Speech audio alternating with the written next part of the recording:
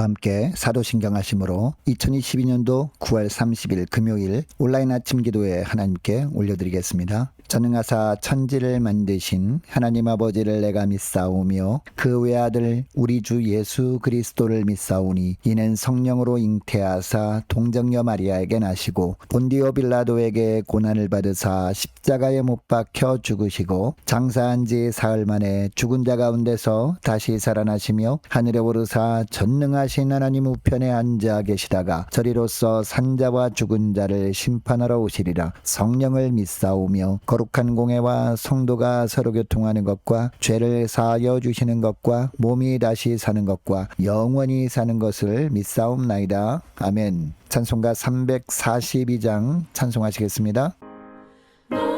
시험을 당해 죄 짓지 말고 너 용기를 다해 못 물리치라.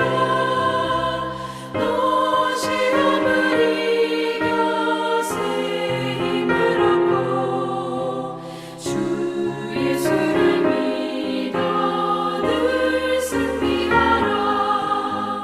우리 구주의 힘과 그의 위로를 빌라. 주님 내 편에 서서 항상 도우시리. 내 친구를 삼가 잘 선택하고 너네를 삼가 늘 조심하라.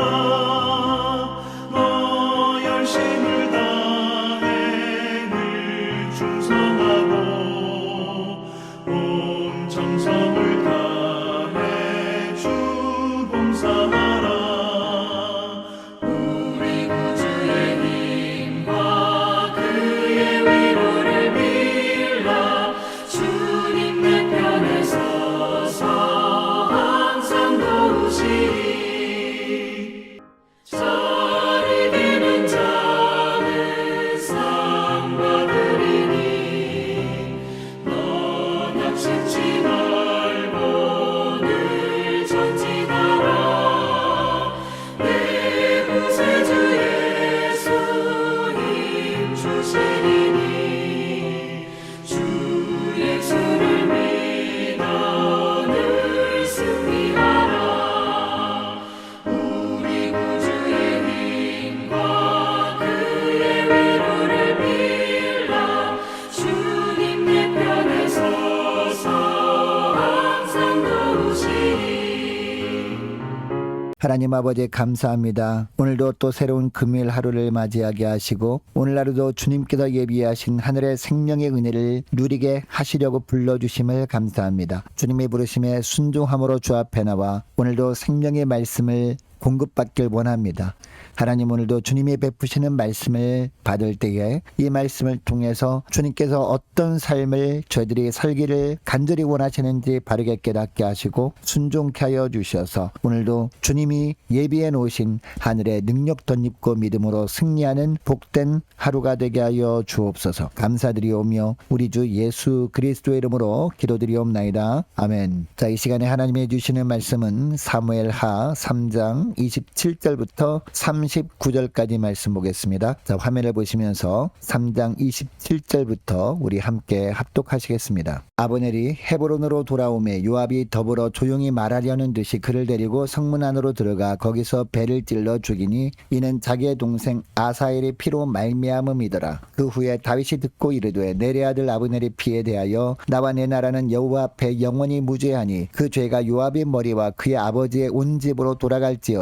또 요압의 집에서 백탁병자나 나병 환자나 지팡이를 의지하는 자나 칼에 죽는 자나 양식이 떨어진 자가 끊어지지 아니할지로다 하니라. 요압과 그의 동생 아비새가 아브넬을 죽인 것은 그가 기브온 전쟁에서 자기 동생 아사엘을 죽인 까닭이었더라. 다윗이 요압과 및 자기와 함께 있는 모든 백성에게 이르되 너희는 옷을 찢고 굵은 배를 띠고 아브넬 앞에서 애도하라 하니라. 다윗 왕이 상여를 따라가 아브넬을 헤브론에 장사하고 아브넬의 무덤에서 왕이 소리를 높여 울고 백성 백성도 다 우니라. 왕이 아브넬을 위하여 애가를 지어 이르되 아브넬의 죽음이 어찌하여 미련한 자의 죽음 같은고 내 손이 결박되지 아니하였고 내 발이 착고에 채이지 아니하였거늘 불의한 자식의 앞에 엎드러짐 같이 내가 엎드러졌도다 하매 온 백성이 다시 그를 슬퍼하여 우니라. 석양에 뭇 백성이 나와 다윗에게 음식을 권하니 다윗이 맹세하여 이르되 만일 내가 해지기 전에 떡이나 다른 모든 것을 맛보면 하나님이 내게 벌 위에 벌을 내리심이 마땅하니라 하매 온 백성이 보고 기뻐하며 왕이 무슨 일을 하든지 무리가 다 기뻐하므로 이날에야 온 백성과 온 이스라엘이 내레 아들 아브넬을 죽인 것이 왕이 한 것이 아닌 줄을 아니라. 왕이 그의 신복에게 이르되 오늘 이스라엘의 지도자요 큰 인물이 죽은 것을 알지 못하느냐. 내가 기름 부음을 받은 왕이 되었으나 오늘 약하여서 스루야의 아들인 이 사람들을 제어하기가 너무 어려우니 여호와는 악행한 자에게 그 악한 대로 갚으실지로다 하니라. 아멘. 여러분, 믿음으로 사는 우리에게 하나님께서 성경을 통해 하시는 말씀을 크게 보면 하라 라는 말씀과 하지 말라 라는 말씀 두 가지로 생각할 수 있습니다. 그런데 하지 말라는 말씀 중에 우리가 정말 하나님 앞에서 절대 하지 말아야 할 일이 바로 원수 갚는 일입니다. 물론 우리가 살아가면서 억울한 일을 만날 수 있습니다. 그러나 로마서 12장 19절에서 하나님은 분명히 말씀하십니다. 너희가 친히 원수를 갚지 말고 하나님의 진노하심에 맡기라. 기록되었으되 원수 갚는 것이 내게 있으니 내가 갚으리라고 주께서 말씀하시니라 라고 하십니다. 원수 갚는 일은 주님께 속한 일인데 너무 억울하다고 원수를 내가 갚으려고 하는 것은 하나님이 친히 하실 일을 자신이 하려고 하는 교만인 겁니다. 여러분, 하나님 앞에 교만한 자를 하나님은 결코 내버려 두지 않으십니다. 이것을 기억하시고 억울한 일이 있다 해도 원수 갚는 것은 철저하게 하나님께 맡기고 주님의 뜻만을 따라 살아가는 저와 여러분 되시기를 축복합니다. 자, 오늘 본문에 보면 자신의 억울함을 자신의 힘으로 풀어보려는 사람이 나옵니다. 바로 다윗의 군대 장관 요압입니다. 요압과 아브넬은 원수지간이었습니다. 요압의 동생 아사헬이 사울의 집과 다윗의 집 사이에 전쟁이 벌어졌을 때 아브넬에게 죽임당했기 때문입니다. 이때부터 요압은 기회만 되면 자기 손으로 아브넬을 죽여서 복수를 하려고 했습니다. 그런데 아브넬이 자기 발로 다윗에게 항복하려고 다윗 왕을 찾아온 것이었습니다. 물론 이때 아브넬은 다윗의 신임은 받게 되었습니다. 그래서 요압은 다윗 몰래 이 아브넬을 죽이려고 합니다. 그런데 여러분, 이처럼 자신이 원수를 갚으려고 하는 마음을 내려놓지 않으면 어떻게 될까요? 사람들이 정한 규칙도 무시하게 됩니다. 뿐만 아니라 하나님의 정한 법도 아랑곳하지 않게 됩니다. 눈에 아무것도 보이지 않고 어떻게 하든지 원수를 갚으려고 하게 됩니다. 27절 말씀을 보시기 바랍니다. 아브넬이 헤브론으로 돌아오며 요압이 더불어 조용히 말하려는 듯이 그를 데리고 성문 안으로 들어가 거기서 배를 찔러 죽이니 이는 자기의 동생 아사헬의 피로 말미암음이더라 라고 합니다. 여러분, 헤브론은요 그 당시에 도피성 중에 하나였거든요. 도피성은 요단 동편 세 곳 그리고 요단 서편 가나안 땅에 세 곳을 설치해야 했습니다. 그리고 이 도피성은 살인죄를 범한 사람을 재판이 있을 때까지 안전하게 보함으로 말미암아 보복을 당해 억울하게 죽는 사람이 없도록 하려고 하나님이 세우신 제도였습니다. 그러니까 누구나 공정한 재판을 받을 권리를 주시기 위한 제도가 바로 도피성 제도였다는 겁니다. 여러분, 이것을 요압도 아브넬도 알고 있었을 겁니다. 그래서 헤브론으로 갔을 때 아무리 자신에 대한 좋지 않은 감정을 가지고 있는 요압이 있기는 했지만 아브넬은 안심했을 겁니다. 그래서 아브넬이 헤브론으로 돌아왔을 때 요압이 아브넬을 부를 때 아브넬은 요압이 자신을 죽일 것이라고는 전혀 예상하지 못했을 겁니다. 자신은 도피성인 헤브론성 안에 있었기 때문이었습니다. 그런데 요압이 아브넬을 도피성인 헤브론 성문 안에 데리고 들어가서 칼로 배를 찔러 죽여버립니다. 여러분, 이처럼 증오는 무서운 겁니다. 나를 괴롭히고 손해를 끼친 사람에 대한 증오를 빨리 십자가 앞에 우리가 내려놓지 않으면요 두고 보자 라는 마음이 생깁니다. 내가 저 원수를 기필코 갚고 말겠다는 마음이 생기면서 그 원수 갚는 일을 위해서 수단과 방법을 가리지 않게 됩니다. 심지어 하나님의 정하신 법도 무시까지 하면서 원수를 내 손으로 갚으려고 하게 됩니다. 여러분, 이처럼 내 힘으로 원수를 갚았을 때 당장은 분이 풀리는 것처럼 보이기는 합니다. 그러나 문제는 하나님께서 그 죄를 자신의 손으로 원수를 갚는 자에게 돌려버리신다는 사실입니다. 자, 28절 말씀을 보세요. 28절 말씀을 보니까 요압이 아브넬을 죽였다는 소식을 다윗이 듣게 됩니다. 다윗이 듣고 뭐라고 합니까? 내레 아들 아브넬의 피에 대하여 나와 내 나라는 여호와 앞에 영원히 무죄하니 라고 합니다. 그리고 이어지는 29절 말씀을 보시기 바랍니다. 29절 말씀을 보니까 그 죄가 요압의 머리와 그의 아버지의 온 집으로 돌아갈지어다. 또 요압의 집에서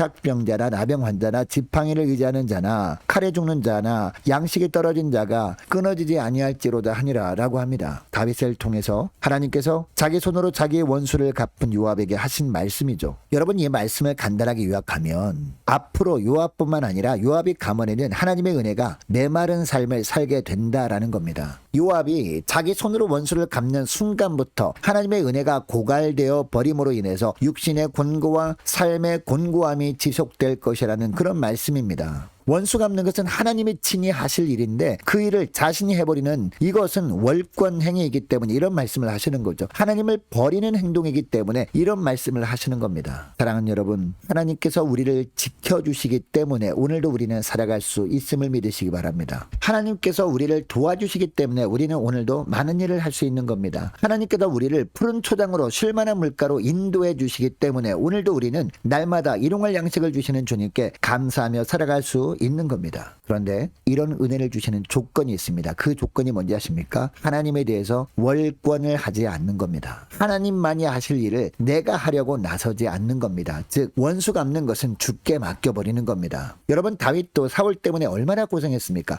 아무런 이유도 없이 자신을 죽이려고 하는 사울을 이해할 수가 없었습니다. 쫓겨다니다가 사울을 죽일 수 있는 절호의 찬스도 몇 번 있었습니다. 그러나 다윗은 그때마다 어떻게 했습니까? 사울을 죽이지 않고 살려줍니다. 자신이 힘으로 원수를 갚을 수 있는 절호의 찬스가 있었지만 다윗은 그렇게 하지 않았습니다. 그 이유가 무엇이었습니까? 원수 갚는 것은 철저하게 하나님의 영역이라는 것을 분명히 깨닫고 있었기 때문이라는 겁니다. 여러분, 그래서 시편 37편 4절에서 7절에 보면 이런 말씀을 합니다. 또 여호와를 기뻐하라. 그가 내 마음의 소원을 내게 이루어 주시리로다. 내 길을 여호와께 맡기라. 그를 의지하면 그가 이루시고 내 의를 빛같이 나타내시며 내 공의를 정오의 빛같이 하시리로다. 여호와 앞에 잠잠하고 참고 기다리라. 자기 길이 형통하며 악한 죄를 이루는 자 때문에 불평하지 말지어다 라고 말씀하고 있습니다. 여러분, 오늘 말씀을 기억하며 기도할 때 이렇게 기도했으면 좋겠습니다. 하나님, 원수 갚을 일이 있으면 그 일을 내가 하려고 하다가 영적 고갈을 만나지 않게 하시고 철저하게 그 일을 주님께 맡김으로 하나님이 늘 도우시고 함께 하시고 동행하시는 복된 하루 되게 하옵소서. 간절히 기도하기를 원합니다. 계속 기도할 것은요, 자, 오늘 금요일입니다. 자, 금요 심야 기도회를 위해서 함께 기도하기를 원합니다. 자, 오는 주일 예배를 위해서 함께 기도하기를 원하고요. 또 우리 교회가 정말 모이기를 힘쓰는 교회 되게 하옵소서. 기도와 전도에 힘쓰는 교회 되게 하옵소서. 간절히 기도하기를 원합니다. 유초등부, 중고등부, 청년부 부흥을 위해서 각 구역과 남녀 전도에 모일 때마다 주의 사랑으로 더욱더 연합하게 하시고 천국의 향기가 풍기는 복된 공동체 될 수 있도록 도와달라고 함께 기도하기를 원합니다. 더 많은 환우들 위해서 함께 기도하기를 원하고 군복무 중인 이시훈 형제를 위해서 또 수능을 준비 중인 우리 2명의 청년을 위해서 우리 함께 기도하기를 원합니다. 자, 우리 성도사님들 가정을 위해서, 나라와 민족을 위해서, 자, 우리 교회의 앞날을 위해서 저와 여러분이 가지고 나온 기도 제목을 놓고 자, 우리 함께 기도하기를 원합니다. 기도하겠습니다.